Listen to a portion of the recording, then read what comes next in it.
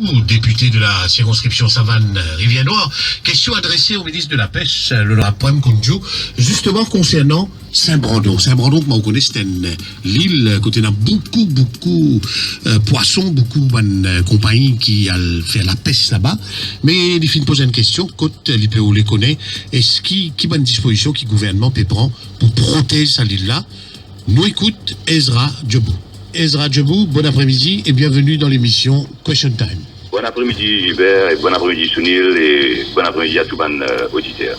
Alors, mardi dernier, dans l'Assemblée nationale, vous posez une question à l'honorable Prem Koundjou, ministre de la Pêche, l'eau, l'île Saint-Brandon. Première affaire, vous dites, combien de PMI fin donné, c'est-à-dire ce ministère fin donné, pour qui ban du monde capable la pêche là-bas? Et en même temps, on dit, s'il est capable, donne non, ça va une compagnie qui ne bénéficie, ça va une PMI là. Et en même temps aussi, vous posez une deuxième question, que vous pouvez dire, qui politique gouvernement, c'est-à-dire, qui une disposition gouvernement peut prendre pour préserver nos écosystèmes, l'eau là, étant donné qu'il est très fragile. Alors peut-être aussi capable de dire nous les raisons de sa question-là, l'honorable Djebou, nous écoutons. Merci Hubert, merci de moi l'occasion déjà venir quelques explications. Toutefois, il paraît un petit peu surprenant pour Bandimoun qui voudrait les issues de Saint-Brandon, alors qu'il y a d'autres issues qui sont capables de résumer. La question est plus générale. Nous, en tant que politiciens, nous devons préserver au maximum les territoires qui nous républiquent. Et Saint-Brandon fait partie du territoire. Et en tant qu'une politique responsable, un politicien responsable, je pense nous pas besoin de faire la même erreur qu'il le fait dans Maurice. L'eau Rodrigue, par exemple, je ne suis pas inquiet, parce que l'Assemblée rodriguaise peut prendre les mesures qui visent dans le cadre de la préservation de l'île Rodrigue.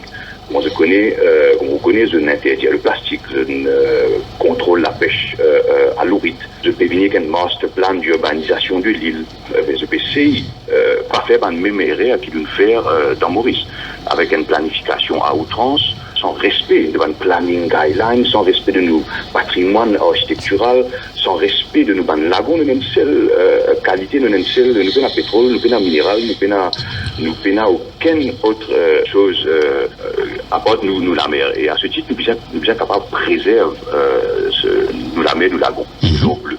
Et c'est dans ce cadre-là qu'il me pose la question à l'honorable Koundjou. Moi, j'ai envie de connaître qui sont politiques pour Saint-Brandon, qui nous pas répéter la même erreur qui nous fait dans Maurice, c'est-à-dire qui nous préserve au maximum l'île dans la condition quotidiennement. Vous pensez qu'il y a déjà trop de compagnies de pêche qui exploitent le lagon de Saint-Brandon.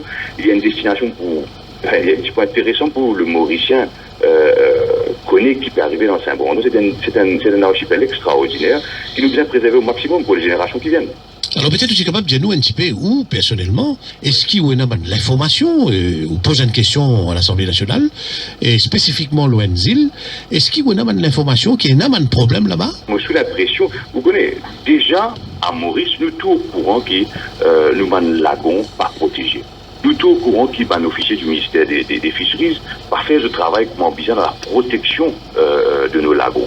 Imaginons, si Maurice ne peut pas faire, à un territoire qui est à 600 km au-dessus de Maurice, imaginez-nous dans quelles conditions une compagnie de pêche exploite ce lagon de Saint-Brandon.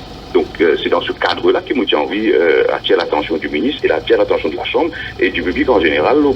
Un issue qui m'estime important. Nous, notre rôle, c'est de préserver, c'est de transmettre à une génération future un pays qui fait bon vivre. Donc pour moi, il est important de réussir ça issue-là, dans un contexte bien sûr plus général.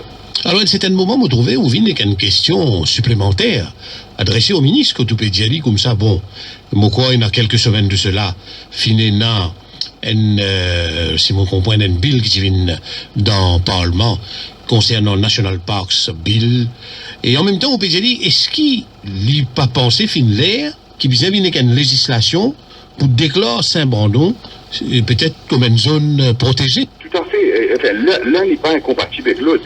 Pas parce qu'il y a une zone protégée. Moi, je reste toujours confiant que l'écologie, c'est au service de l'économie. Je ne dis pas dire parce qu'il y a un parc national de 10 000 enfants à Rivière-Noire qui n'ont pas le droit de faire pique-nique, qui n'ont pas le droit de visiter. Donc, il faut être capable de venir avec une législation dans le cadre de Saint-Brandon parce qu'il y a une saison des atolls d'une beauté exceptionnelle. Si nous venions qu'un cadre législatif, nous venions qu'un piece of legislation, que nous protège nous l'environnement, mais aussi nous incite au développement écologique de l'île, vous pensez du point de plus pour notre tourisme en général. C'est-à-dire que si dans 5-10 ans, Maurice reste une plateforme industrielle touristique, contenu dans un gros hôtel, un hôtel 150, descend la Sam, contenu dans Rodrigue, qui est une destination un petit peu plus authentique, contenu dans Saint-Brandon, qui est une destination plus unique, en tout cas fait birdwatching, c'est diversifier notre portefeuille touristique. Il y a pourtant une stratégie aussi économique, d'où l'importance de l'écologie au service de l'économie.